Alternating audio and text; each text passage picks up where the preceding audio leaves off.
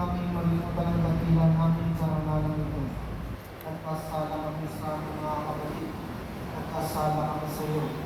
Aming Ama, patawarin po kami.